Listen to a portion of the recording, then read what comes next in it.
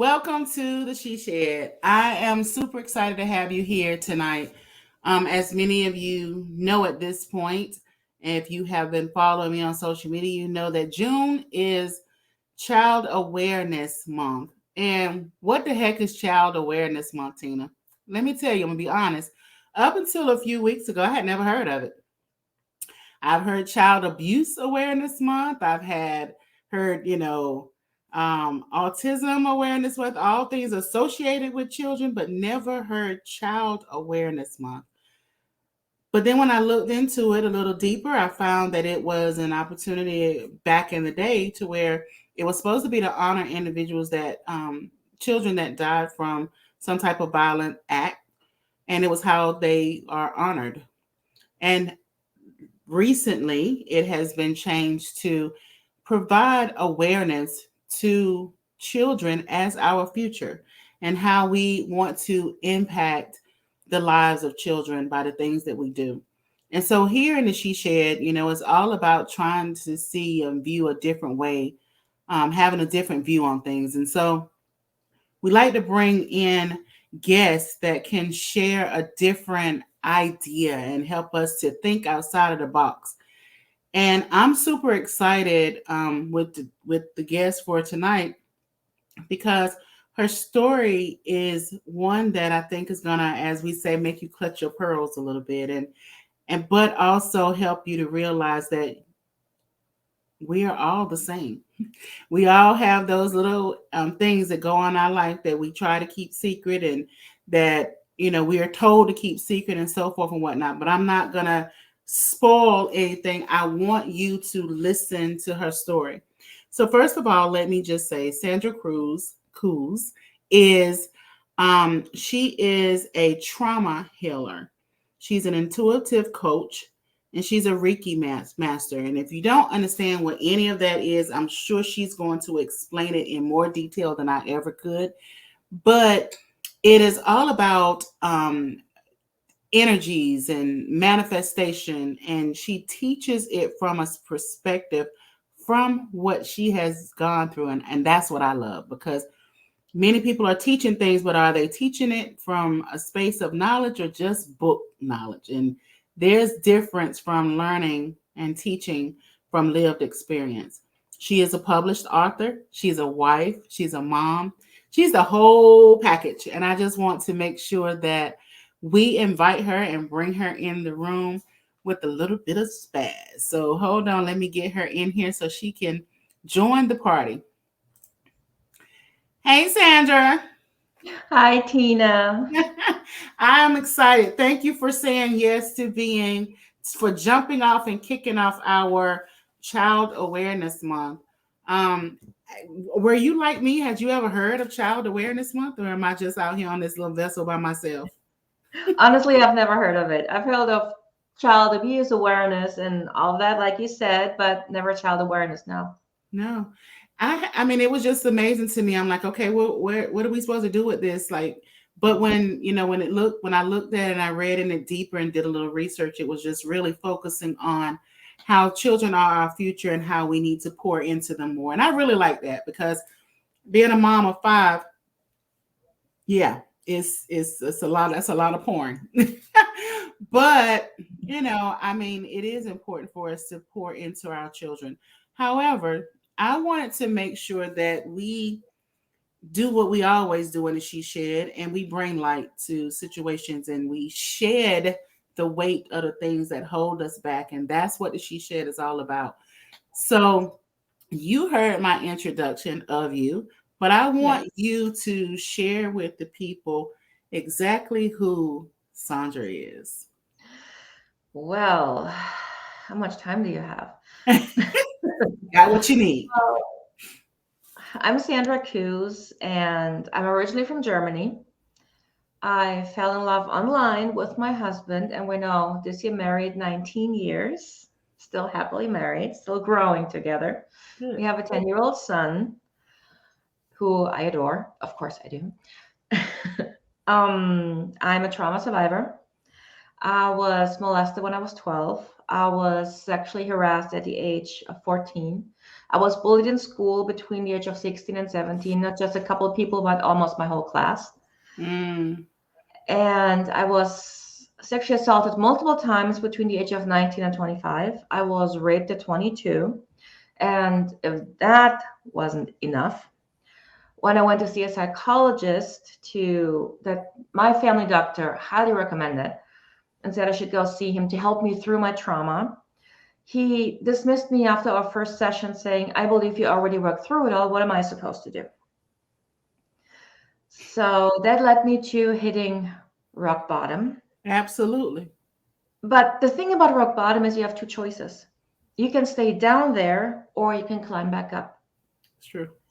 Well, I climbed back up because something kicked my butt and said, you're not done. You're not through with Mm. this. You have a purpose. Okay. So And wait a minute. Wait a minute. Let's back up because right. girl, you dropped a whole bunch of nuggets right there. You touched some stuff because there's somebody out there that's saying, wait a minute, what'd she say? Okay, so childhood was pretty much centered around being bullied and sexually assaulted. That's what I Yeah, heard. Like most of your childhood life, that's what you encountered.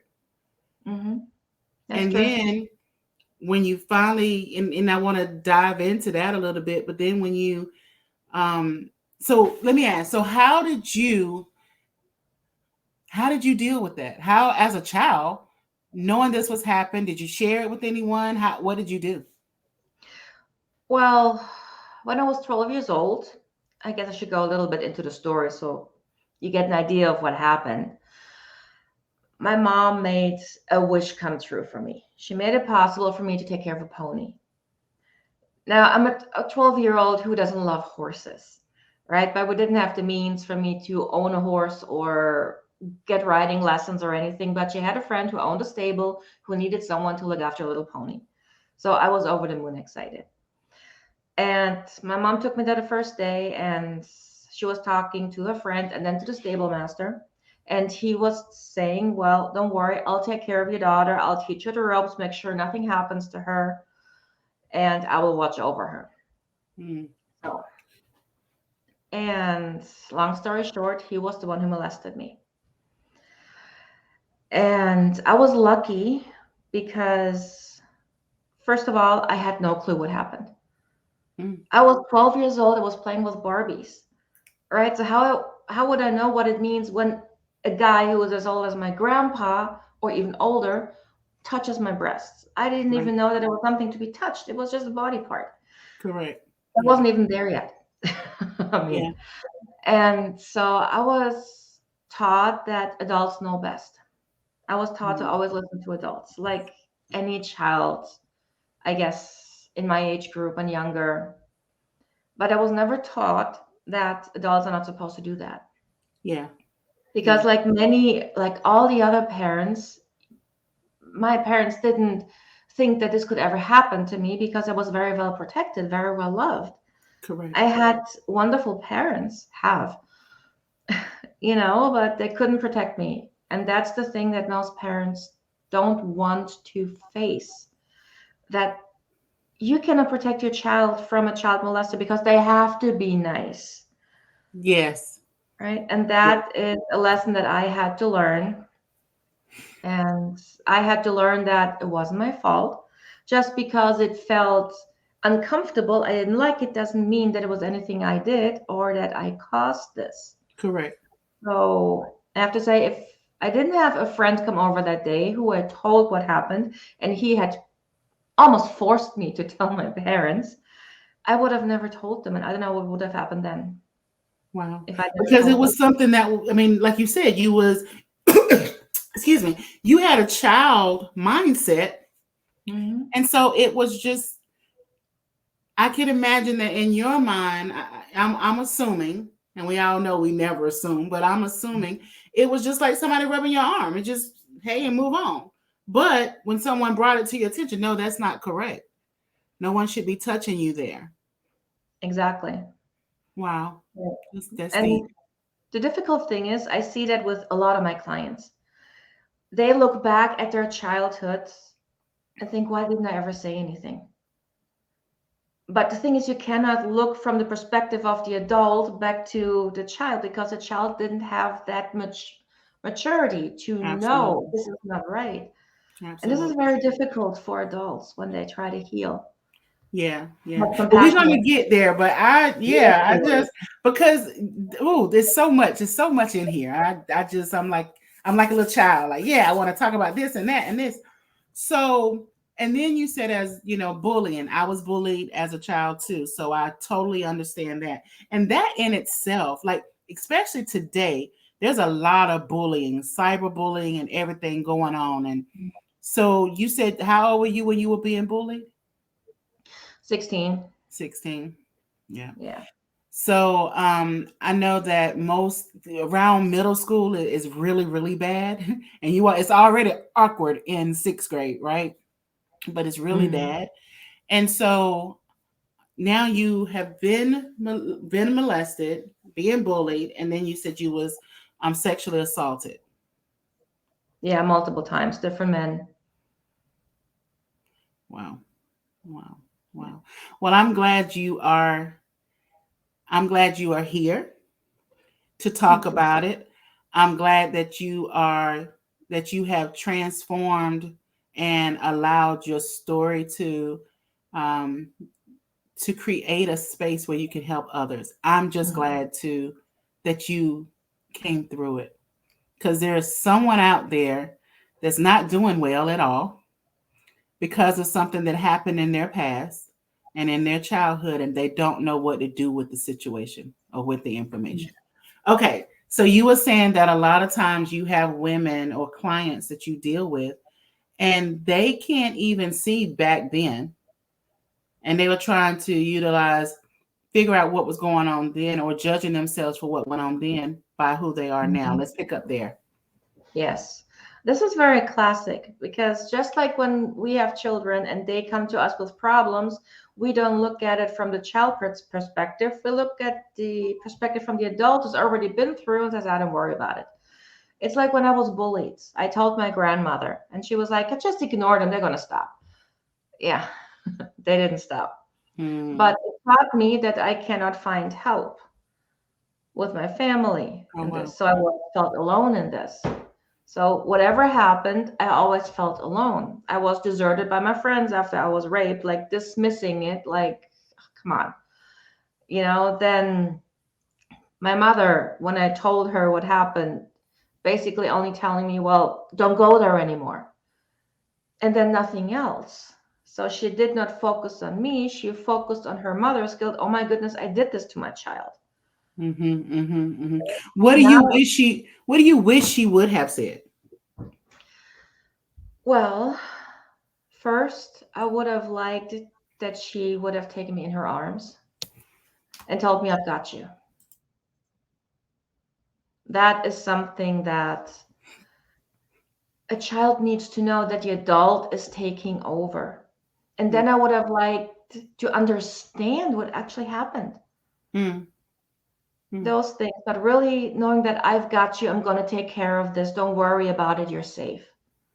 Mm-hmm. That's what I would have needed. Mm. So Because actually to verbalize it and not just that's exactly, deep.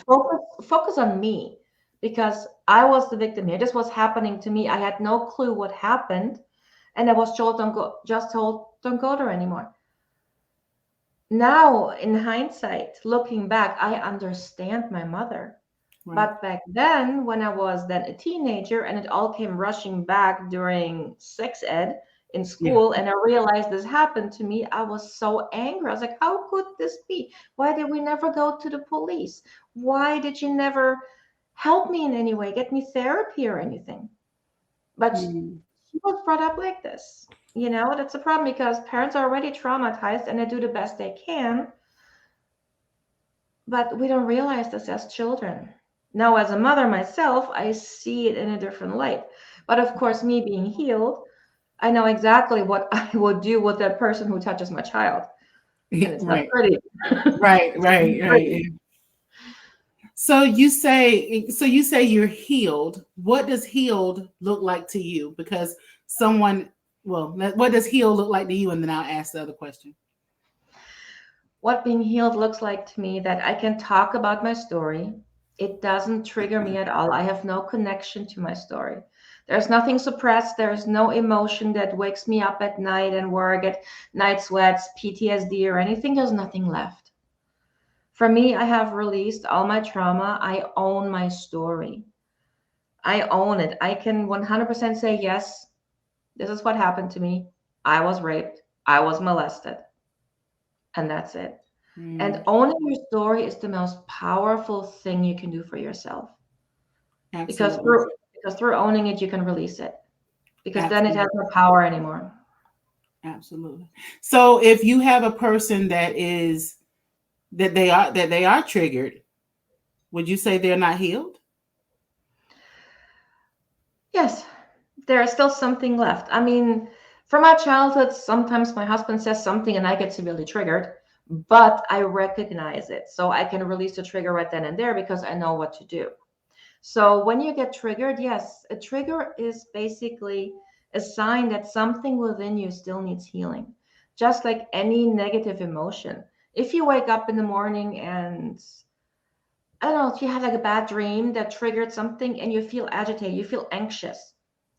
And we try to suppress that because we're taught you should always seem happy, life is good, Mm, right? But I always tell my clients it's the negative emotions that are so important because they show you something needs healing. mm, Because if nothing needed healing, you wouldn't feel like this. mm, mm, mm. I can So see yes, that. when you're being triggered, there's still something that needs healing. Otherwise, you wouldn't be triggered. Mm. So when okay, so we was talking about how when these things was transpiring in you, and how did what happened to you as a child, how did it play out in your adult life before you experienced your healing? Well, at first, I was, of course, suppressing everything because my parents never talked about it, hoping I would forget. Of course, that backfired because at some point it's going to come rushing back. And then I was more and more secluding myself Mm, because I felt different from other people. I felt like there was no similarities. You know, as a child or as a teenager, you still try to fit in. So you bend yourself like a pretzel, trying to absolutely. be someone you're not, and that never works. Hmm. Hmm. Right. Hmm. So, but as you grow older and then start to look back, you're starting to realize that you're an individual. And then you ask yourself, well, who am I? And that's when the healing starts. And that's when you realize you are different from others, but there are people who are exactly like you. And it doesn't matter if other people don't like you because they just don't like you. So move on. Focus on those who actually do like you. Hmm. Hmm. So Hmm. growing into that was should have been like a natural flow, but since I had so much happening, like this was a span of like 15 years from being molested as a child up to being raped and then a psychologist. So I didn't get much of a break, to process. For me, it was like, I must be attracting this. There must be something about me that I'm being punished by men thinking they can just do that to me. So I never understood that. I felt cursed. I felt like it must Mm. have done something in the past life that was so horrible that I'm not suffering for that, which Wow. is not how this works. But Wow. that's how I felt. Wow. Yeah, so like on top of all of that you went through with the sexual assaults, with the molestation, and then like you said, there was, that therapist, I forgot about that, saying, okay, you're already healed, or, move on pretty much. Mhm. And that's, emotional and mental abuse. And so like you said, it's compounded now. And Yeah. is and I hear you clearly when you say you felt like, okay, must be something wrong with me. And I'm wondering how many other women are out here because of something that happened and they're blaming themselves. Like, Hmm. can we talk about what that blame felt like to you and what you experienced? Yeah, of course. Well, I also thought that after I was raped, it was my fault. He was the best friend of my then boyfriend. I had known him for, I think, 6 months. We used to have game nights, all of us together. And I stayed over one night because we were all partying and drinking. And my boyfriend had to go to work early. They were both in the military. Mhm. And so I said, okay, I'm just going to stay on the couch here and sleep the alcohol off and then go home because I trusted him. Right. And then before I knew it, my sweatpants wore off. So I had no idea he was interested in me. I had no idea there never was any sign that he would want anything from me. Right. And I kept playing it back in my mind like it had to be my fault because I drank alcohol and I stayed over. Coming to that realization that there was nothing I could have done differently. That just because I was drinking and staying over, that didn't give him the right to touch me, or Mhm. worse, force himself on me. But this is something that society ingrained in us. Mhm. It's always the victim blaming is so much easier than because you say women are raped. You're not saying the man raped the woman. Correct. You say the woman got pregnant. You're not saying the man impregnated a woman. So we're Correct. taking the man out of the equation, which Correct. makes it very difficult, which puts the blame on the women no matter what. So we're always the losers, no matter Mm. what happens. That's good. That's Luckily, true. that's changing. That's Slowly true. but surely, it's changing. Yeah. So if so and so but you said that you was sexually assaulted multiple times by the same person or different? No, different people. One time that's still very vivid in my mind is after a couple of years after I was raped, I started going out again with my friends and going back into society after being an hermit for 2 years. And we went dancing in a Cuban club. And there was a young Cuban man who asked me to dance. It was fast tunes, and he pushed himself so hard against my body, I could feel his Mhm. penis. Mhm. And as he was dancing and moving, I could feel it growing. And there was nothing I could do to push him away. He held me so hard, I couldn't push him away. So I was literally sexually assaulted on the dance floor. Wow. And when I told my friends, they were like, yeah, I saw that. Why didn't you push him away? Instead of coming there and helping me, they just sat there and wondered, why didn't you do anything? Right. Right. Right. Right. And and it's amazing because that is exactly what happens. We always say, well, why you didn't do this? And I think sometimes if you're not in the situation, you don't know what's going on in their mind, like inside of that victim. Like, are you scared? Where was you feeling when that was happening? The first thought that came to my mind was like, great, the first time I go out after I was raped and this happens. Like that just confirmed that I was being punished for something. I felt disgusted. There was just a disgusting feeling because it was a violation. Yeah. I mean, in my book, I am very open about how I felt physically when I was being raped. Hmm. I try to really put this into perspective that there's something physical really happening that you don't think about unless you're actually in the situation. You don't experience that. And it was the same thing on the dance floor. Mm-hmm. And what And Sandra's talking about, she has a book out and it's called um, Journey to Healing, Journey to Yourself, How to Heal from Trauma, written by someone who did. And I think that title in itself is so amazing because there's so many books out there that are written from a psychological perspective, and there's mm, nothing wrong with that because I think that is a place for that too. Um, but I think that the lived experience, like you just said, is going to help more people to truly understand what it is to be victimized um, yeah. in a sexual way. I'm trying Mhm. to choose my words carefully. As a survivor myself, I do understand that it is, you don't really, I can speak it and I can say it freely, but someone that has not grasped it, can be triggered and taken aback. Yes. And I don't want that. I don't want that for anyone that's listening to this. But we have to realize and be honest with it. It's kind of like when we have our kids and we tell our children, we want them to use the proper terminology for their body part so that people can understand what actually happened. You know, I had someone to say, I don't want you to say he touched my pocketbook, because that's what she called her vagina is pocketbook. And I'm like, okay, so he touched your pocketbook. It's okay. But in actuality, it wasn't okay if I knew what it was. So Yeah. we have to be very careful. And I do want to dig back into just the moment, like making sure that if you trying to think how I want to word this, if you are a mother and I know you have a son, but say you have a daughter that is coming to you and saying, someone is touching me, what steps would you go through, because someone needs to know, because someone child is going to come to them or could come, what would you do, how would you handle it?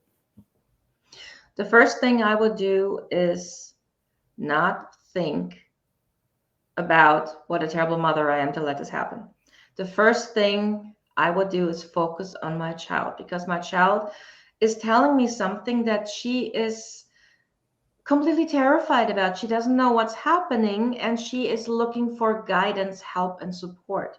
Mm-hmm. And the first thing I would do is take her in my arms and say, thank you. Mm-hmm. Thank you for telling me this. Mm-hmm. I've got you. Mm-hmm. Mm-hmm. You're Mm-hmm. safe now. I'm going to make this stop.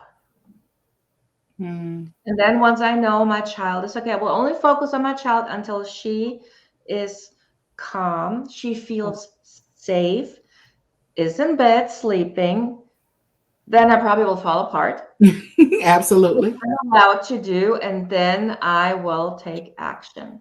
I Mm. will call the police, but calling the police, I would have to make sure that there is a woman police officer there, for example, to not intimidate the child, because we know how authority figures are. They don't want things like this to happen, so they're really asking intimidating questions, and then the child could change the story pretty quickly because she's afraid. Yeah. So I would have to make sure that she is really protected and taken care of, and I would do whatever I can, not just to find justice for my child, because it's not about justice, it's about support. Correct. There's never enough justice in the world to make this right, but that she gets the help she needs and that the person will never be able to touch my child again. Wow. Yeah. Yeah. And in that order, in that order, like, yeah, are you okay? And I love the fact that, and like you said, yeah, it's a very trying moment as a parent, but it's not about you. Exactly. It's not. It's not about you. So what do you do, like, when you're dealing with your clients, because you're dealing with your clients and you have someone that has had childhood trauma and they haven't exposed it or disclosed it, and they're in a relationship, how do you deal with that? Well, when my clients come to me, they are ready. They are ready to heal. They are ready to rip this out. They say something's got to give, and they will do whatever it takes to get the trauma out because they're so severely triggered. It's like most of my clients have a tower moment. So they have been suppressing the trauma for most of their life, and all of a sudden it comes rushing back, and they don't know what to do. Mm-hmm. Mm-hmm. Mm-hmm. That's usually when they find me.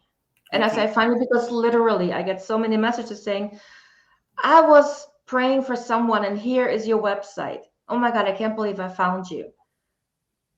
So they're being guided, which is what I love. That's why I love Yes. being intuitive, spiritual, because prayers are being answered and that I can help them. Oh So yeah, they're we was already gonna ready. yeah, we was gonna talk about that. So what exactly is a trauma healer? Like, and also an intuitive coach. What exactly is that in your vocabulary? Well, a trauma healer goes beyond therapy. That's the short version. I mean, for me, I have been doing this work for the past 5 years. But from my own healing journey, I've learned so much about what really has to happen to heal. So everything is based on my own experience of healing. So I focus on the whole body. It's not Mm, just the trauma that we had to experience, we have to release, but let's say when you're being raped or sexually assaulted, that trauma sits in your body. yeah. Think about fibromyalgia. They're Mm, now realizing that it's connected to trauma. mm. MS, connected to trauma. Oh, wow. So you have to heal the whole body if you really want to fully heal trauma. You can heal PTSD easily. The modality that I use is specifically designed to heal PTSD, which is amazing. Hmm. And so I always start with my clients where they're at. Some need deep trauma healing, then I start there. Others have been through the deepest trauma already, then I do coaching and we work on releasing those limiting beliefs and the conditioned behavior that we're still working on and that hinder us from having a successful business, Yeah. pushing through to the next level and yes, challenging ourselves, going for what we dream to have, things like that. So my work is not linear. That's why Mm, I'm a trauma healer and a coach, right. Right. because you can jump in with trauma healing at any point in time, depending on where my client is. Yeah. But let's say if someone comes to me who is in deep trauma, I start with traumatic incident reduction, which is the most amazing modality no one has ever heard of. Mm, It's been around since the 80s. It is evidence based, which means it has been proven time and time again to work. okay. It's for trauma and PTSD. And you can release trauma and PTSD within a handful of sessions, 5, 6 sessions, you can have that released Hmm. Interesting. compared to months or even years of Of therapy. therapy. I always work with my clients that I want to work as little as possible with you, so heal and go live your life. Yeah. Yeah. That's what I want for my clients. I often tell people when you have been in therapy for more than a year for the same issue, y- I'm not going to say walk away from therapy. I would never tell anyone to walk away from therapy because therapy saved my life.